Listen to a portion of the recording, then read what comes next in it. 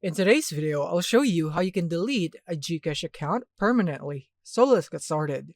So first is that you want to head over into the App Store or Play Store if you're in Android or iOS. And then once you're here, you want to search for GCash app and make sure that you have it updated to the latest version.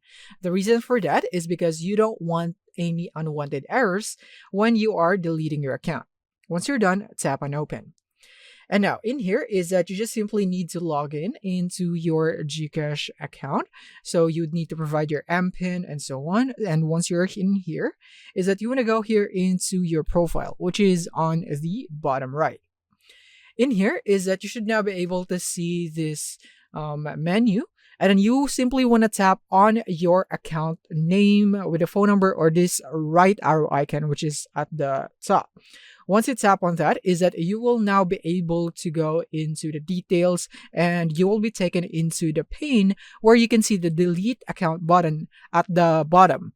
So you just simply want to tap on that, follow the on-screen instructions, and then basically you'll be deleting your GCash in no time. You might need to provide some documentations though, if you would want to finalize the deletion for your GCash account.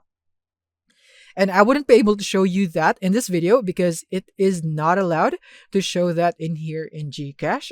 So they are not allowing me to do that. So I'm sorry that I wouldn't be able to guide you into it step by step. But basically, those are just very easy steps. The reason is because they are all personal information. So you don't need any special guidance for that once you have tapped on the delete account button. So yeah, this is basically it on how you would be able to delete your GCash account permanently. I hope this video has been helpful to you. Thank you for watching and see you in the next one.